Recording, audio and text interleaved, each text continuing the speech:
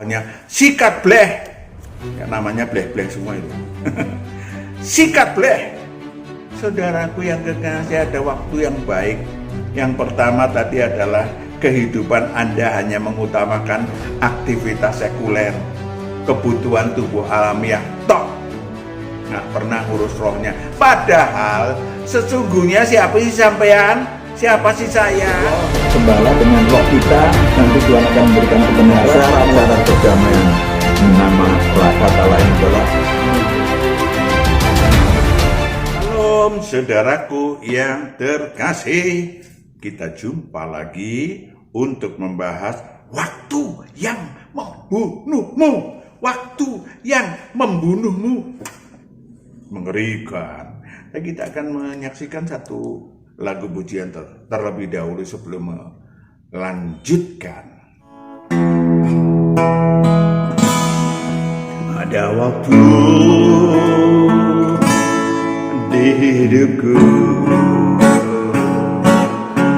pencobaan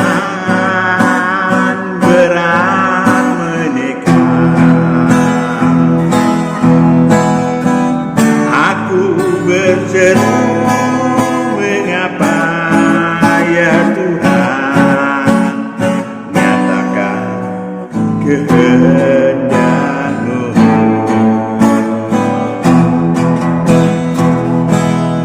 Jalan Tuhan bukan jalanku, jangan bimbang ataupun ragu. Nantikan Tuhan jadikan semua indah pada waktunya. Pada Tuhan masa depanku, pada Tuhan ku serahkan hidupku. Nantikan Tuhan berkarya, indah pada waktunya. Pada Tuhan masa depanku, pada Tuhan ku serahkan hidupku. Nantikan Tuhan berkarya, indah pada waktunya. Nantikan Tuhan berkarya, indah pada waktunya.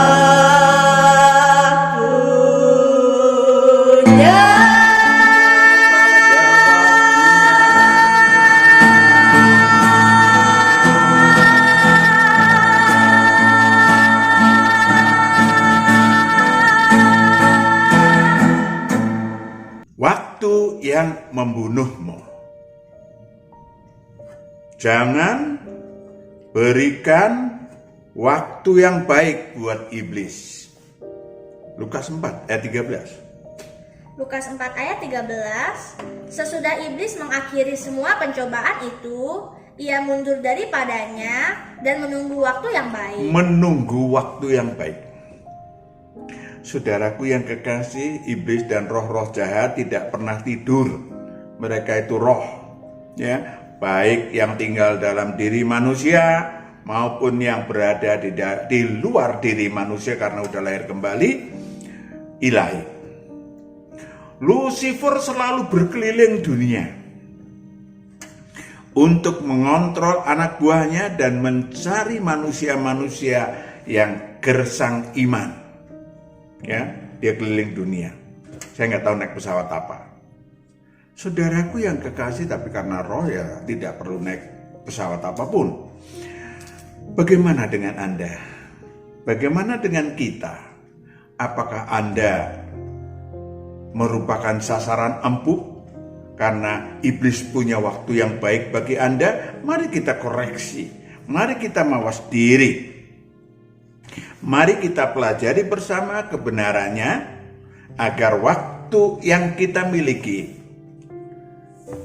tidak menjadi sasaran empuk karena berkenan bagi Tuhan dan tidak baik bagi iblis dan anak buahnya.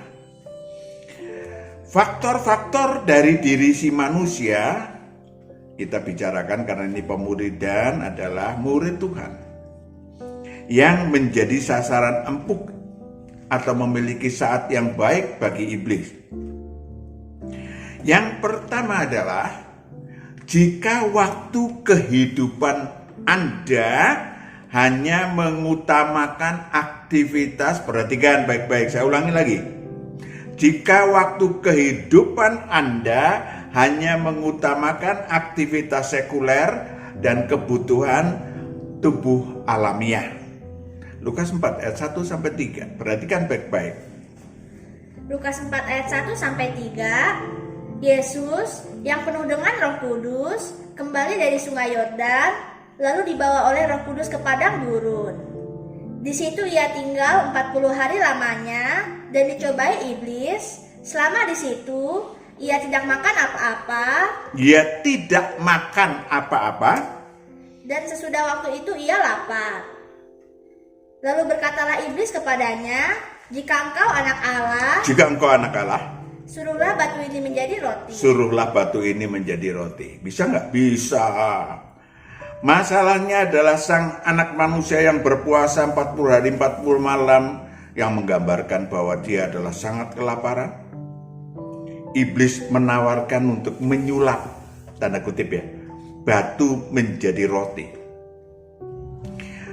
Namun jawab anak manusia adalah Lukas 4 ayat 4. Lukas 4 ayat 4, jawab Yesus kepadanya, ada tertulis, manusia hidup bukan dari roti saja. Manusia hidup bukan dari roti saja.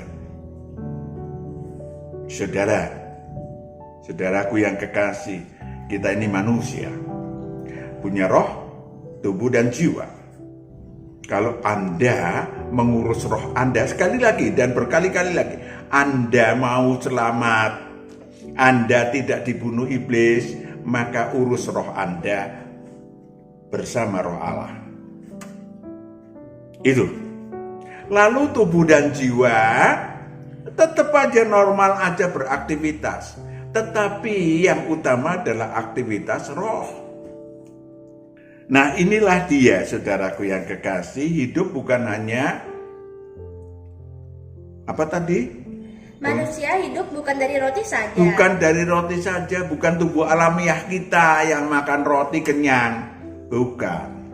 Tetapi ada yang disebut sebagai roh saudara dan saya. Penolakan anak manusia tidak terlalu laku bagi kebanyakan manusia. Yes.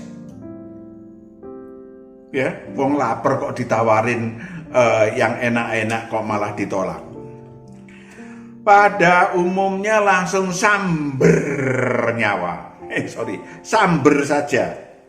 Tak peduli siapa, tak peduli dari mana, samber saja. Kalau apalagi lapar sampai 40 hari 40 malam. Orang 3 hari aja udah dimakan kok, diisi sikat kok. Siapa yang nyodorin kelegaan gak peduli.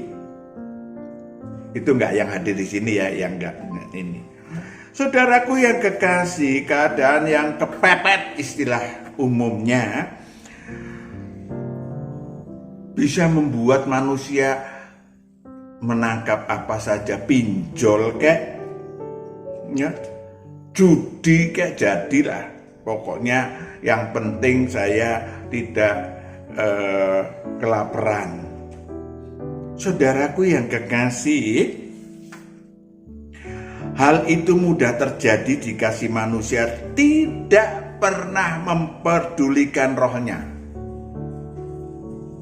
Dia menganggap dirinya binatang yang cuma tubuh dan jiwa saja, yang hidup untuk makan.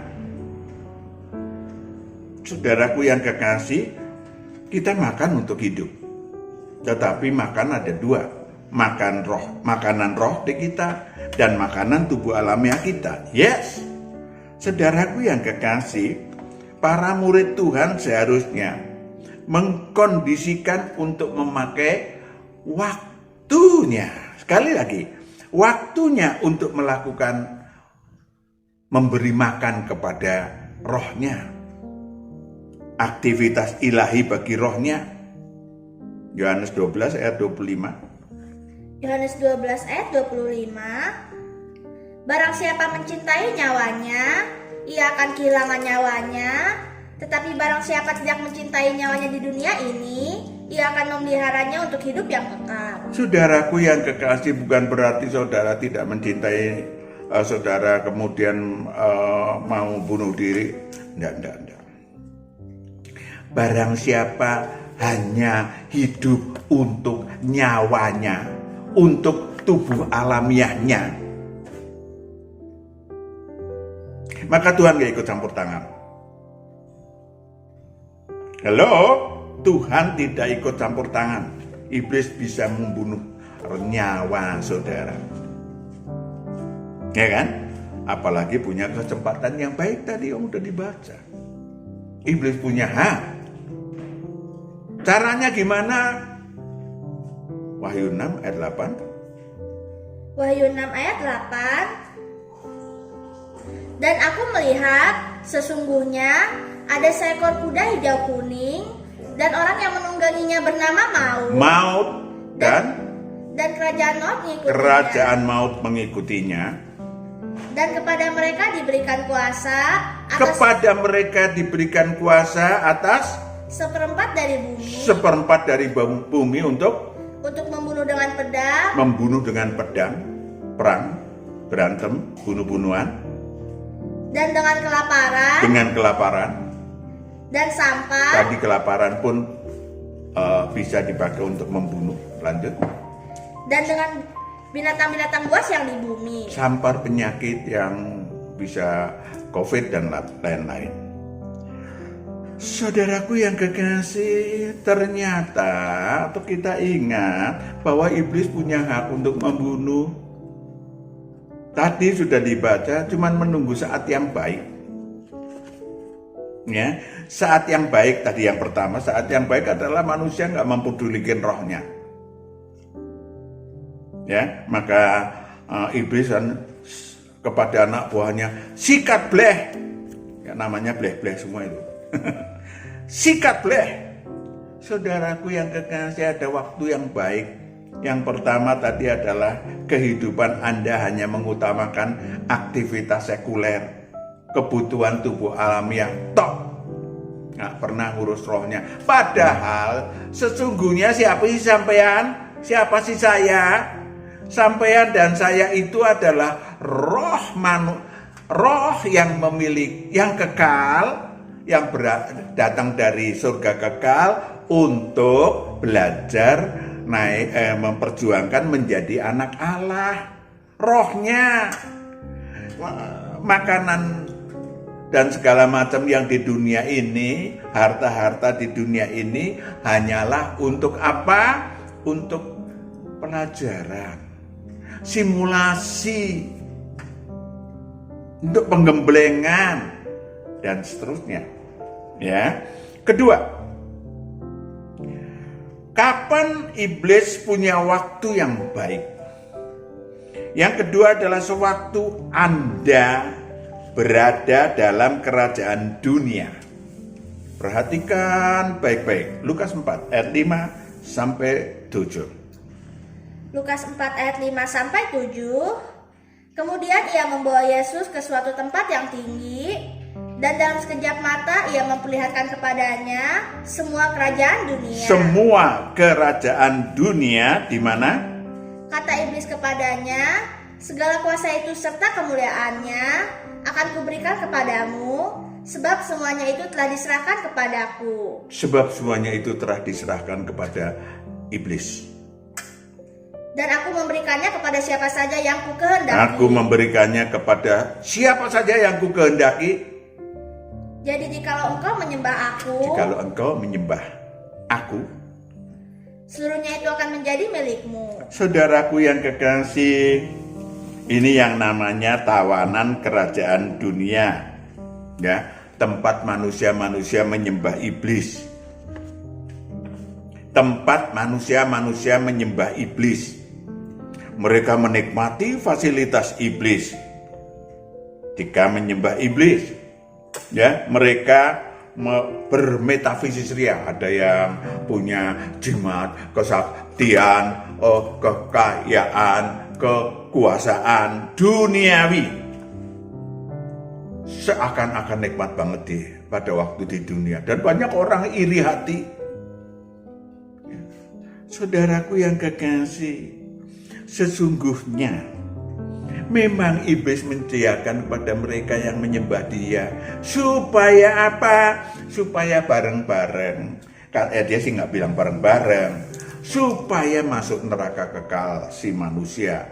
Termasuk yang 2/3 atau 666/1000. Karena 2/3 dari seluruh roh manusia yang turun ke bumi, mereka terpaksa menghuni neraka kekal karena itu pilihan mereka. Saudaraku yang kekasih, termasuk menikmati kerajaan dunia, kekuasaan dunia, harta duniawi. Ya, saudaraku yang kekasih, mereka juga ada yang sakti mondroguno kata orang Jawa bilang. Ya, ditembak nggak apa-apa, di pedangnya patah. Saudaraku yang kekasih, saya ingin sampaikan kepada saudara, gagah memang, asik, ya, asik. Cuman Pak Matius dulu yang sakti gitu juga nggak ini, puji Tuhan, sehingga bisa bertobat. Kalau saya dulu sombong, saya dulu memakai kesaktian untuk ini, saya mungkin sudah mati dan tidak memiliki kesempatan dipakai Tuhan. Kenapa orang-orang semacam itu memang lebih mencintai duniawi, sehingga Yesus Kristus pun diusir dari kehidupannya. Matius 8 ayat 28 sampai 34. Perhatikan baik-baik. Matius 8 ayat 28 sampai 34.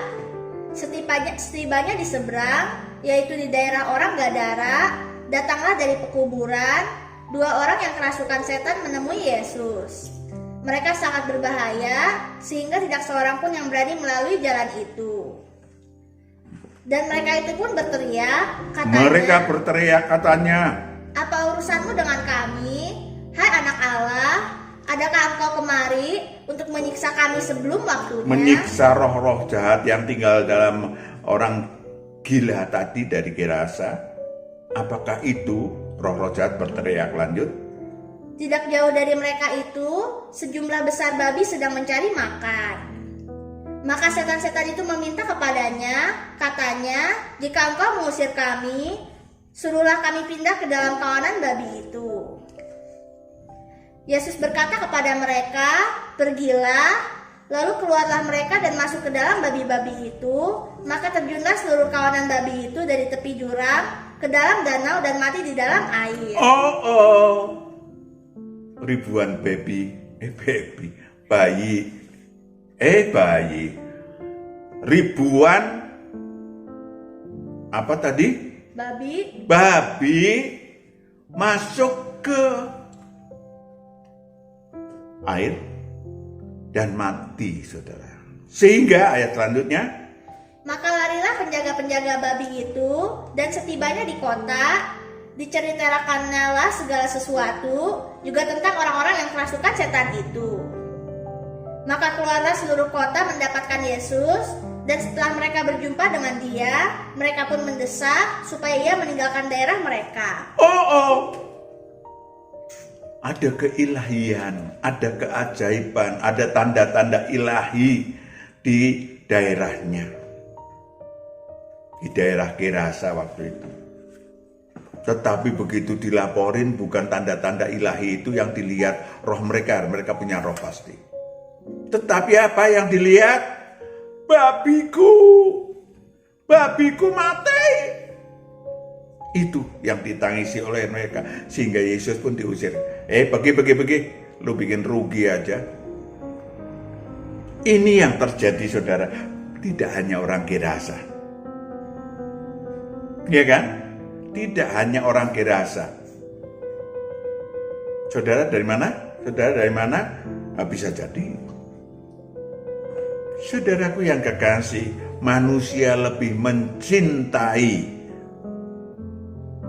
harta dunia yang fana,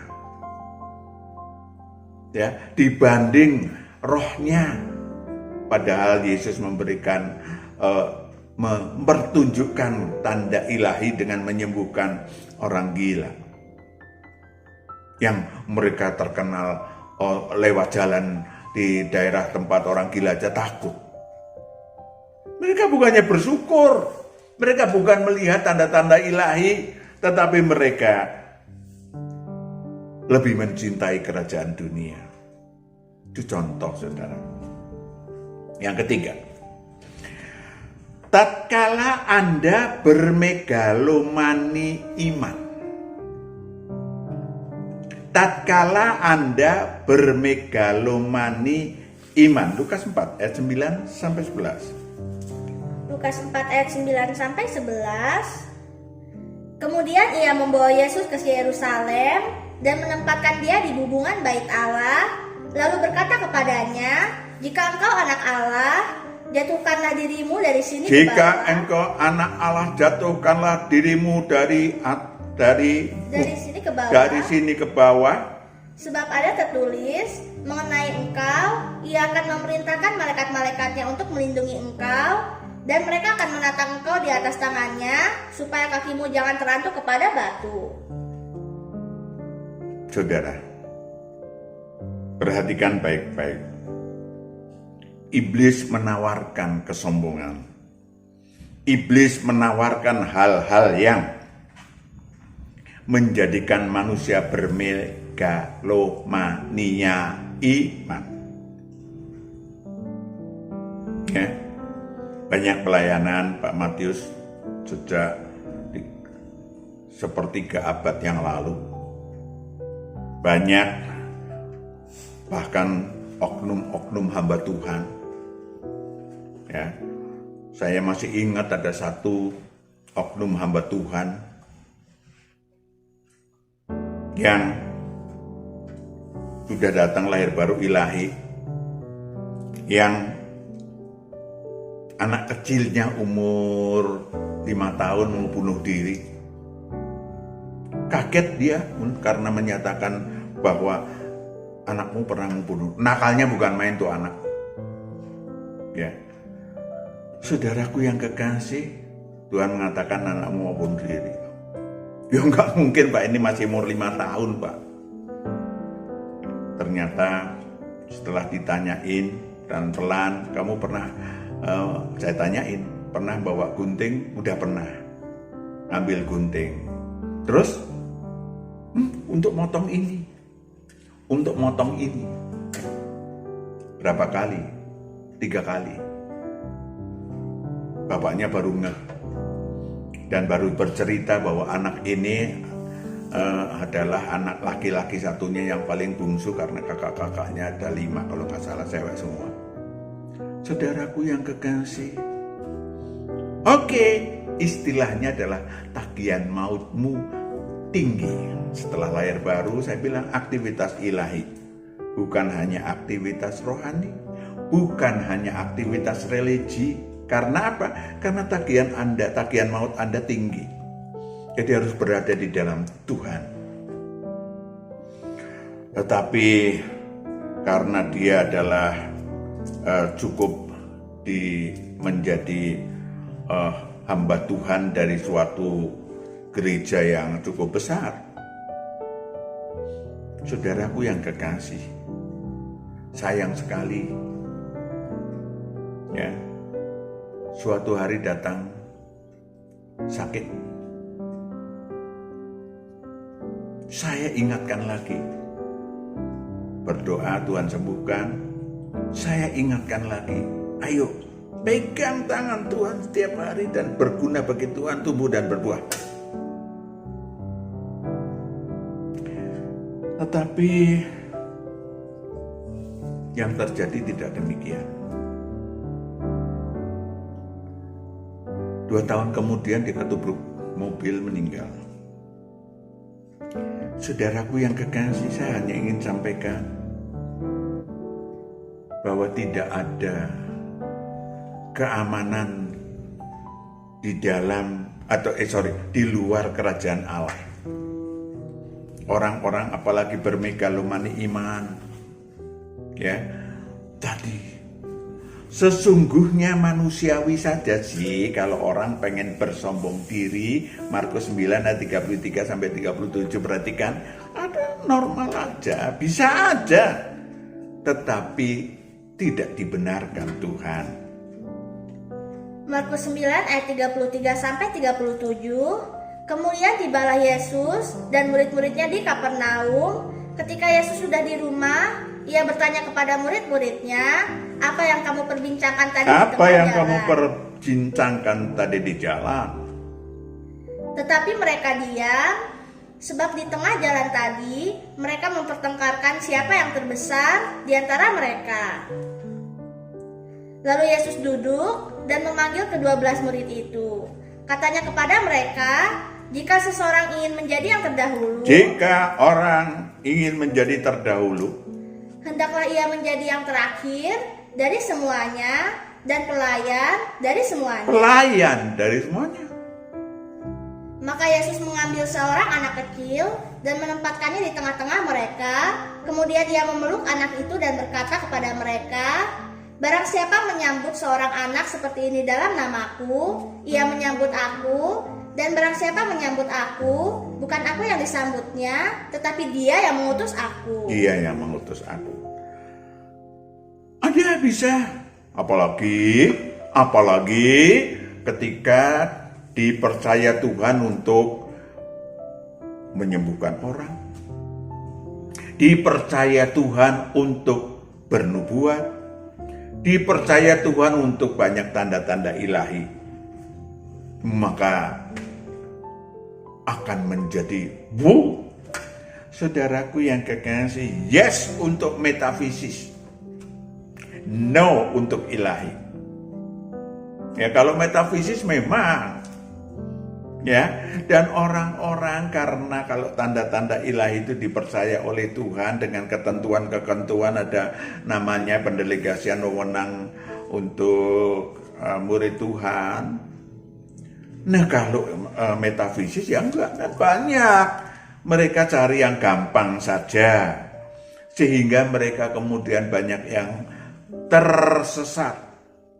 Matius 7 ayat 15 sampai 20. Matius 7 ayat 21 sampai 23.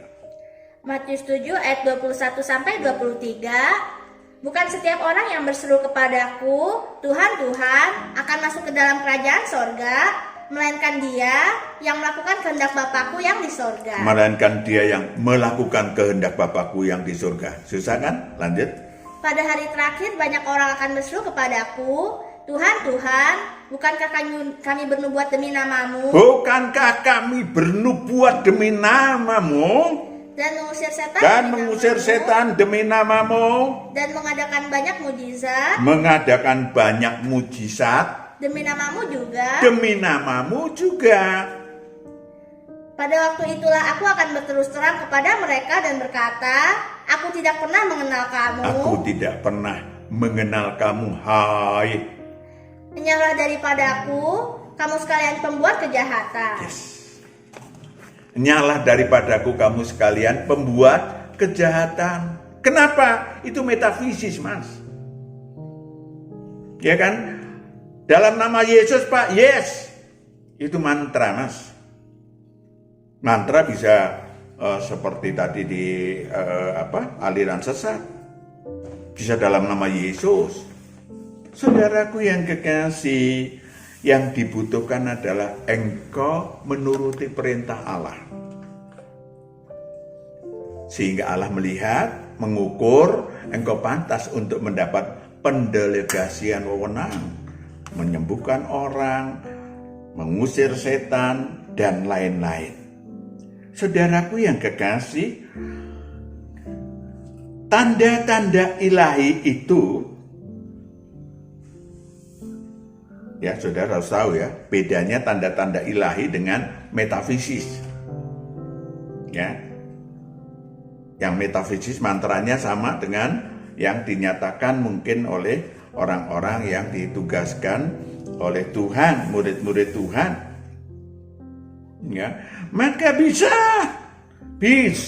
kita dipakai Tuhan untuk Markus 16 ayat 15 sampai 20. Markus 16 ayat 15 sampai 20. Lalu ia berkata kepada mereka, pergilah ke seluruh dunia, beritakanlah Injil kepada segala makhluk. Siapa yang percaya dan dibaptis akan diselamatkan, tetapi siapa yang tidak percaya akan dihukum. Tanda-tanda ini akan menyertai orang-orang Tanda-tanda ini akan menyertai orang yang percaya. Mereka akan mengusir setan-setan demi namaku. Mereka akan berbicara dalam bahasa-bahasa yang baru. Bagi mereka akan memegang ular, dan sekalipun mereka minum racun maut, mereka tidak akan mendapat celaka. Mereka akan meletakkan tangannya atas orang sakit, dan orang itu akan sembuh. Yes, and then? Sesudah Tuhan Yesus berbicara demikian kepada mereka, terangkatlah ia ke sorga, lalu duduk di sebelah kanan Allah. Mereka pun pergilah memberitakan Injil ke segala penjuru. Dan Tuhan turut bekerja. Tuhan turut bekerja. Jadi yang kerja itu Tuhan. Yang sakti tanda kutip itu Tuhan, bukan Anda. Bukan murid Tuhan yang menyembuhkan. Bukan. Itu harus disadari supaya tidak bermegalomani iman. Lanjut. Dan meneguhkan firman itu dengan tanda-tanda yang menyertainya. Meneguhkan firman, jadi untuk orang sembuh itu untuk meneguhkan firman, bukan untuk saudara datang ke rumah sakit, boleh saja, tapi bukan itu yang disuruhkan untuk tanda-tanda ilahi, Mas. Nanti saudara terjebak pada megalomani iman. Saudaraku yang kekasih, ya, akan terjebak pada waktu yang membunuhmu. Ayat yang berapa tadi? Lukas 4 ayat 12. Lukas 4 ayat 12. Yesus menjawab katanya, ada firman, jangan engkau mencobai Tuhan, jangan engkau mencobai Tuhan Allahmu. Yes. 13. Sesudah iblis mengakhiri semua pencobaan itu, ia mundur daripadanya dan menunggu waktu yang baik. Yes. 13. Diulang lagi tadi. Kapan waktu membunuhmu dapat membunuhmu? Karena iblis memiliki waktu yang baik. Maka saudaraku yang kekasih, saudara akan dipimpin Tuhan untuk mana yang tadi tidak mencobai Tuhan, dan mana yang absintus ria permegalomani, dan mana yang kebenaran ilahi. Cukup jelas? Maka solusinya, selain yang sudah diselipkan tadi, ya, beberapa langkah penting agar iblis tidak memiliki waktu yang baik untuk membunuh saya dan saudara. Perhatikan dengan seksama, perhatikan dengan seksama hidup Anda. Jangan bebal, tetapi arif.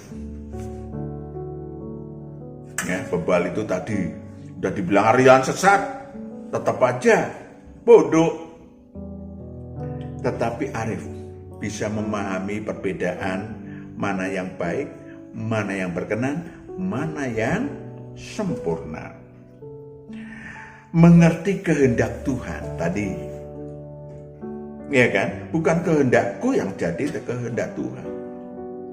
Ketika saudara melayani seorang yang sakit, tanya Tuhan.